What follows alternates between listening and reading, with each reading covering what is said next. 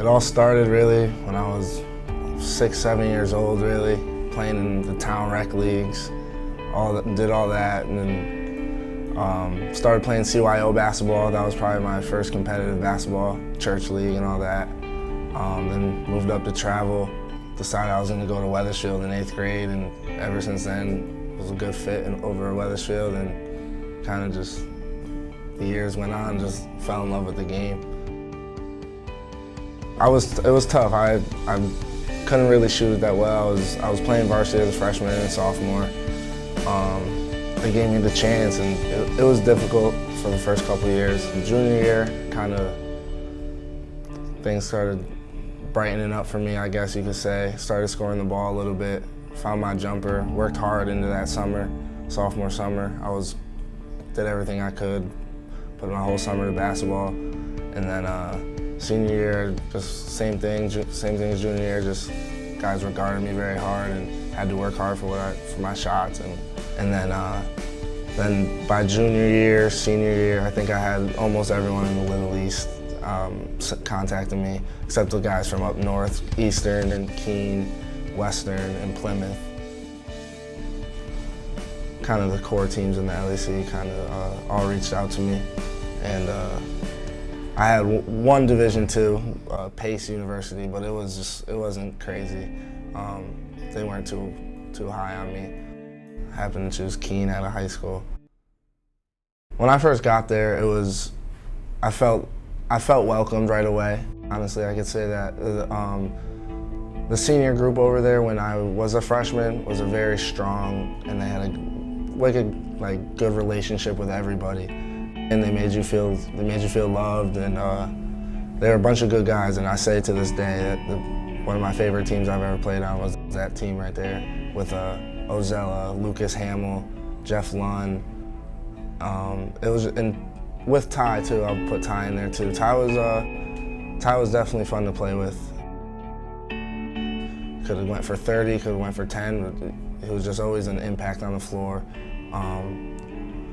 Playing for Coach Kane was tough, I'll be honest. He took everything out of me during practice. Practices were rough. He was always, I could say, on my back a little bit, just very tough. But it was good. At the end of the day, I could say it helped me now that I'm sitting here. It did help me.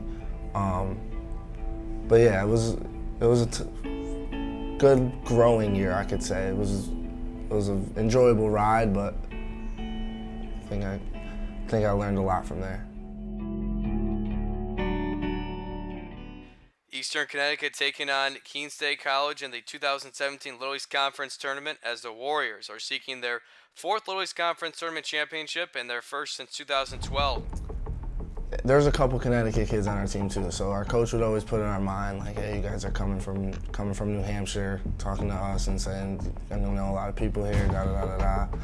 And I think it was just go out and play, do what we do best, get in transition. I remember transition play was a big thing for us. We love to get out and run.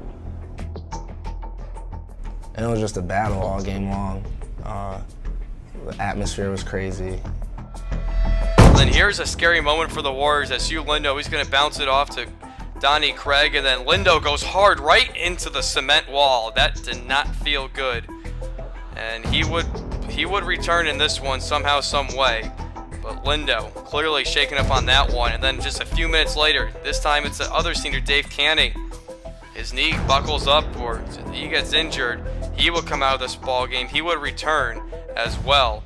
So a bit of a misfortune for the Warriors. Another scary moment for the Warriors is this time Tarchie Brown goes down with an ankle injury. He's in obvious pain as he is on the ground, and he would not return. Brown, the leading scorer for this team, averaging 19 points per game. I remember there was a couple possessions where guys on our team were already talking about going back up to Keene, and we're going to do this and we're going to do that, talking about the game was over.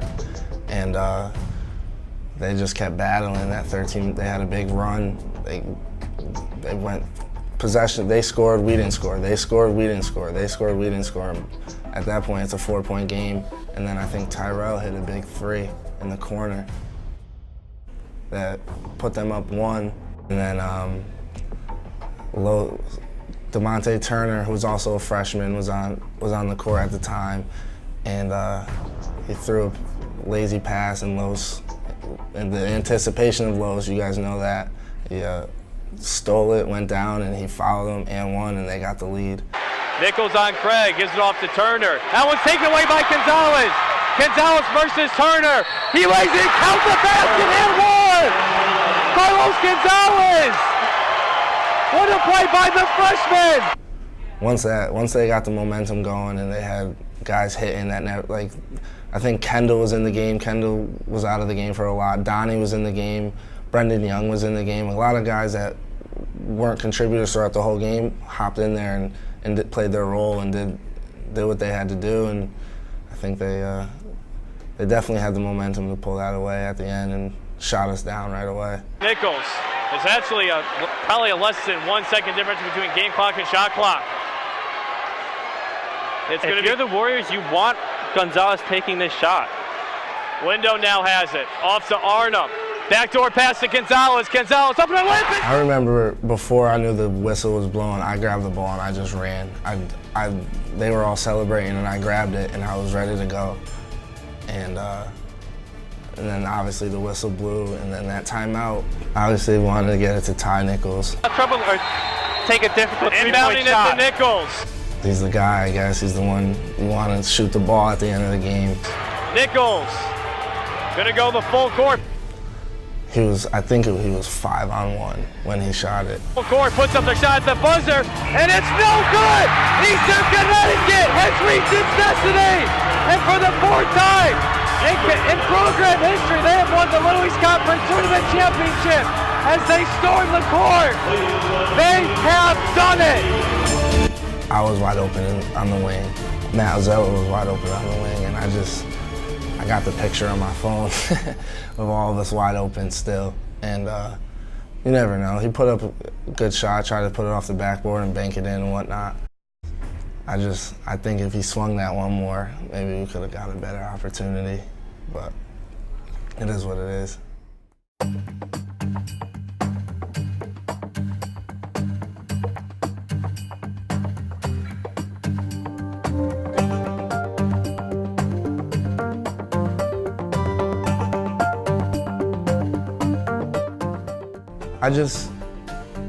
I knew it was more of like a Ty Nichols team shaped around Ty.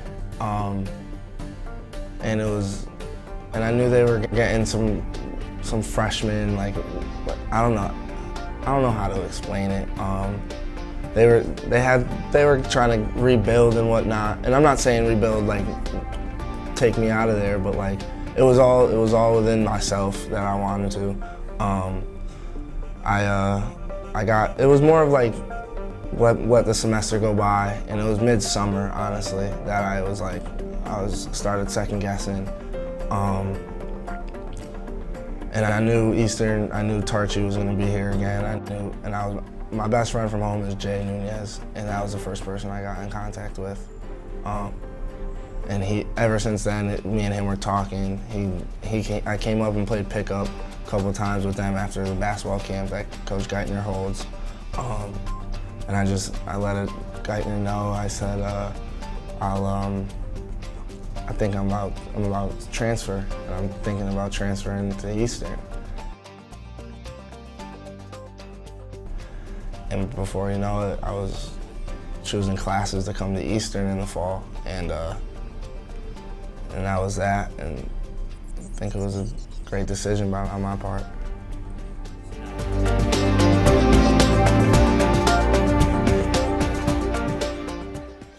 Over to Collins, to Brown, 5 seconds, 4, 3, over to Collagan, pump fake, pulls up for 3 at the buzzer, count it! Jake Collagan at the buzzer, giving the Warriors a 9-point lead going into the half. I know that Coach Geithner runs a very strict offense, and I know he runs a very strict program. And I think that would be the main difference between Keene and Eastern. It was more of a spread out at Keene, go. And but I think I love the transition. It was good. I like a challenge, and I think at the end of the day it turned out well. Look this time, finds Donnie Craig over in the corner for three, gets that one to go, and the Warriors in their home opener looking very impressive when it's 78-59 Connecticut, and then the Warriors would really take over from here. Gonzalez, a good move, step up two, and that would conclude the game as the Warriors still undefeated in conference play, 7-0 to go to Atlantic native, and then Carlos Gonzalez with the icing on the cake knocks down a big three-pointer. The Warriors win this one 84-70 after Monday night's rankings, 10th in the country. It's been a good year. These guys have really, worked hard to try to get better. I mean, our motto, once again here at Eastern Basketball is come and work every day, try to get a little better individually and collectively, and then our belief is by the end of the year that we're going to be a pretty good team. The talk in the locker room was like, hey, we're not even number 10 at this point. We're just going to keep playing. We're going to keep doing what we do and go out every game and take care of business. We didn't want to build our heads up too much. We all knew we're 10th in the country. It's a big milestone. It was unbelievable. I know Coach Geithner loved it too, but at the end of the day, we would go to practice, nothing would change. It would be the same thing. We would compete every day. We would guard hard, and we would play like we were 25 in the country or 40th in the country. It didn't matter. We went every day and took care of business. Every game we went out the same. We wanted to compete and we wanted to win, and we knew everyone wanted to win. Everyone bought into the system mid-season. Once things started flowing, everyone knew what their role was, went to practice and competed every day. Welcome to Spalding Gym on the campus of Keene State College for this Little East Conference matchup between the Warriors of Eastern Connecticut State University and the Owls of Keene State College. Courtside with Tyler DeRosa, I'm Justin Mahan. Tyler, one word for tonight. I was a little nervous, definitely. It was, as the time leaded up, as the time got closer and closer, I was like, oh, I'm actually gonna go do this right now. This is what I'm gonna get myself into. And I was getting texts for the week before, a couple weeks before, talking about we're gonna rip you apart. It's gonna be we're gonna have posters of you. I had a lot of I wouldn't say hurtful, but a lot of texts letting me know you're gonna know you're here. And I think every step I took on the court, warm-ups, whatever, when I got on the court, no matter what, I got booed. Every step I took, it was boo, Collagan this, Collagan that, and I knew it was coming. I didn't play my best game, but at the end of the day, we fought. They were up big. I think they were up around 18. At the end of the game, we were known to take care of some business, and I think again, Keene couldn't close it out up there, and it was definitely awesome. Seeing all the fans that were booing and cheering and hollering, they all left with about a minute left, and that was probably the best feeling, just seeing them leave, beating Keene on their home court. I know the year before when I was there that we went 13-1 over there, and it's definitely hard to win up there. Hello and welcome, ladies and gentlemen, to the Francis E. Geisler Gymnasium for this Little East Conference matchup between the Warriors and the Keene State Owls. Currently, these two teams sit 1-2 in the Little East Conference standings. The Warriors 10-0 in conference, and the Owls 9-1 with their lone loss coming to the Warriors on January 17th. We look back at that game. When they came down here, I was just like, I'm gonna play my game. I had a nice little talk with Carlos before the game, and then I hit my first shot, and it just, one of those days when you shoot your first one, it feels like everyone's just gonna drop. Gonna push it, going all the way to the rim. Somehow saves it. Collagan for three! Collagan comes around to screen. The floater, counted in the bucket. Jake Collagan flexing on him. Jordan the crossover to Collagan. Pulls up from mid-range, knocks it down, Jake Collagan. And he's catching heat, let me tell you. Warriors looking to respond. Collagan the deep three. Yes, sir, Jake Collagan. He can't miss right now. Get out of here. Are you kidding me? Couple dribbles, drop step. No good off the glass. Gonzalez with the board. Collagan for 3. Yes! Jake Collagan, and the crowd erupts. Who else, Dom? Who else tonight? Jay Collagan stepping up big time. It was kind of like, maybe I could say a dream come true type of thing. It was everything. The adrenaline was coming, and I felt good out there. It was a close game. It was a battle, just like it is every time. Over to Diallo. Trying to get it to Nichols. Gonzalez picks him. That's an easy layup for Gonzalez as he picks his pocket. I think I wasn't even looking, and then I turn around. I think I was trailing somebody, and I look, and there's Carlos finishing at the rim, and I was like, classic Carlos.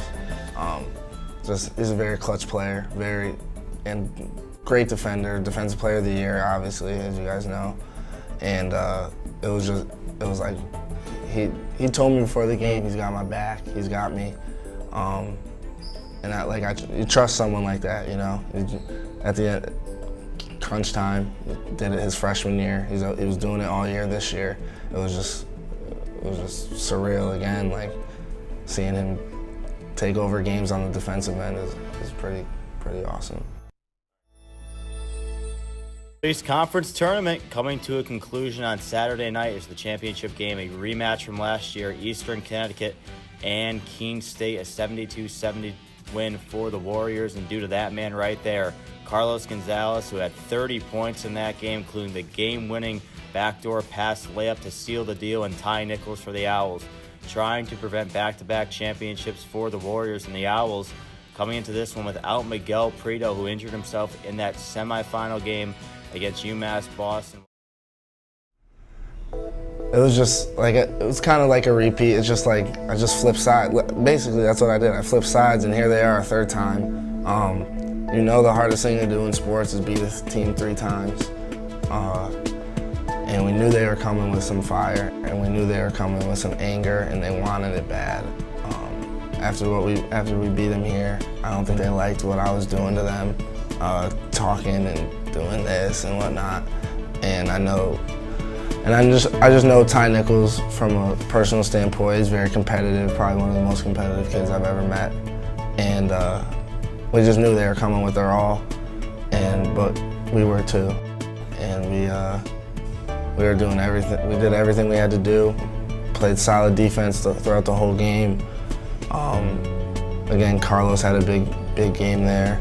Tarchi had a big game. Corey hit some big shots. We stuck to the game plan, stuck to what we do best, and they didn't really have an answer for us all year. Gives it to Gonzalez, he's got to go. Gonzalez, 4 to go, gonna drive, goes up, right hand, and count it! Who else, Dom? He's got that look in his eye, Jack. He is looking to score when he touches the ball, and right now he's leading this team to victory. There's another steal. Brown the other way, to himself, and he slams it in! Raise the roof, baby! Tarshi Brown with an exclamation point slam! I just got the chills a little bit.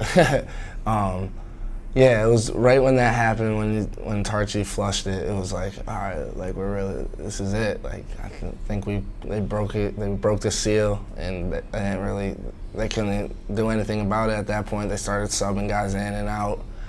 The Warriors starting to feel it. Is Zellright just gonna let the clock run? And in back-to-back years, the Little East Conference is back in romantic. Eastern Connecticut, the 2018 Little East Conference champions. It was surreal. It felt amazing. Like I was on the other side last year, sitting on the bench getting a second place trophy.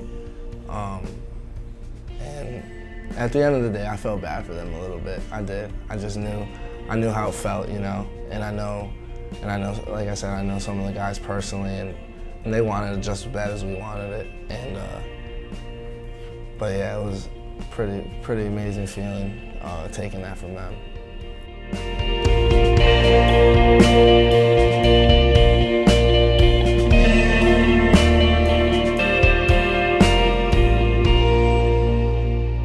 My relationship with the team is very high. We all get along. There's no one really out of the loop anyway.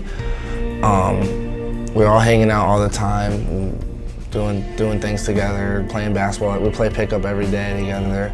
The bond is real.